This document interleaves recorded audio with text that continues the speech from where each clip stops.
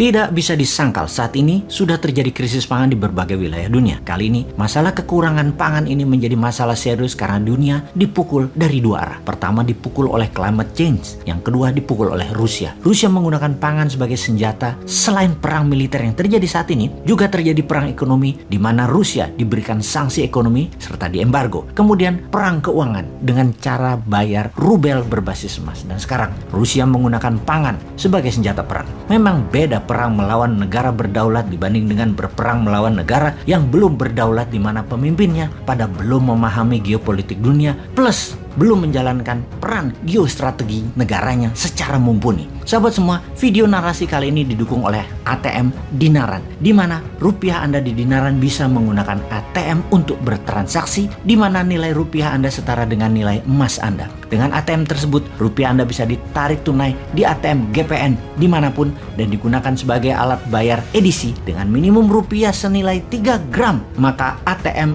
ID Cash GPN akan dikirim ke alamat Anda dimanapun. Kembali ke topik utama kita. Rusia menggunakan food sebagai senjata perang atau lebih dikenal dengan food warfare. Sebuah fakta yang dihadapi saat ini di belahan bumi manapun, harga pangan meningkat naik tajam dalam beberapa bulan ini. Di beberapa negara, kekurangan pangan ini merupakan life threatening atau ancaman nyawa karena memang sudah sangat kekurangan, di mana diperkirakan di dalam beberapa bulan ke depan 300 juta jiwa di beberapa wilayah dunia akan mengalami kelaparan seperti di Afrika, Asia Barat, dan Amerika Latin. Dan kalau tidak ditangani segera dalam beberapa bulan ini, dunia akan mengalami masalah pangan dalam dekade ini. Untuk hal ini, tidak ada satupun negara yang bisa menyelesaikan masalah pangan ini sendiri. Yang jadi pertanyaan, apa penyebab kekurangan pangan ini? Ketika dunia saat ini terjebak dalam multi-front war atau beragam bentuk perang, ternyata penyediaan pangan menjadi senjata perang atau food weaponized. Salah satunya dengan menahan gandum, dan Amerika menuduh Rusia untuk hal ini. Gandum adalah makanan utama di berbagai wilayah seperti Afrika Timur, Afrika Utara, Asia Barat, Eropa, dan Amerika tentunya. Biden kemudian menuduh Putin untuk memenangkan perang. Putin membuat dunia kelaparan. Antony Blinken, Menteri Luar Negeri Amerika di PBB, mengatakan perbuatan Rusia menyerang dengan menahan ketersediaan gandum dan grain memukul pangan dunia hingga minus 10% pengaruhnya dan membuat naik harga pangan dunia hingga 15% dalam waktu 3 bulan ini saja. Juga akan membuat 300 juta manusia kekurangan pangan di dunia akibat langsung sebagai sandera perang Rusia di Ukraina ini. Setidaknya saat ini 40 juta warga Ukraina sudah kelaparan. Jadi bagaimana sih cara militer Rusia memainkan food supply dunia ini? Salah satunya adalah menahan persediaan pangan di pelabuhan Rusia dan Ukraina. Tinggal Odessa, kota pelabuhan yang belum ditaklukkan. Mariupol sudah berhenti operasi pelabuhannya.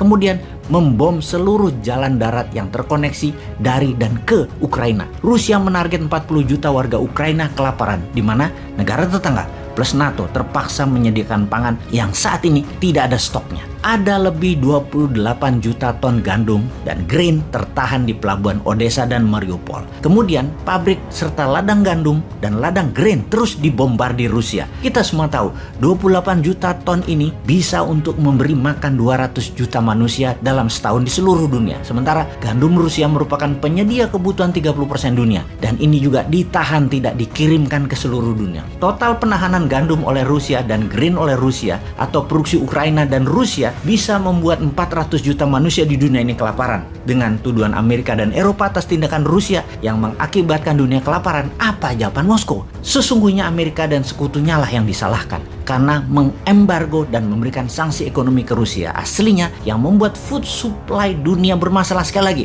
adalah perilaku Amerika dan sekutunya yang mengembargo dan memberi sanksi ekonomi ke Rusia. Ada lebih 10.000 sanksi ekonomi dijatuhkan ke Rusia yang membuat bukan saja gandum tidak bisa dikirim, namun banyak lagi jenis pangan lain yang terhalang, terdisrupsi ketersediaannya dan distribusinya. Ukraina Rusia penghasil biji-bijian, gandum, jagung, dan minyak bunga matahari yang sangat mempengaruhi dunia. Ketika Guterres, Sekjen PBB, minta Rusia melepas produk-produk tadi, Rusia minta sanksi ekonomi ke Rusia juga dicabut. Sebuah tawar-menawar yang setara dan kejam tentunya. Itulah tindakan negara berdaulat. tidak bisa ditawar dalam arti sebenarnya. Medvedev, wakil Rusia di PBB yang juga mantan presiden Rusia, mengatakan nggak adil kalau kalian mengsanksi ekonomi rakyat Rusia tetapi kalian minta lepas pangan untuk kepentingan kalian. Itu tindakan dan permintaan yang aneh. We are not idiot. Kalimat "kami bukan orang bodoh" merupakan ucapan tantangan kepada sekutu dan kepada NATO. Semua ini membuat jutaan manusia beresiko maut. Seharusnya food bukanlah senjata untuk membunuh manusia dan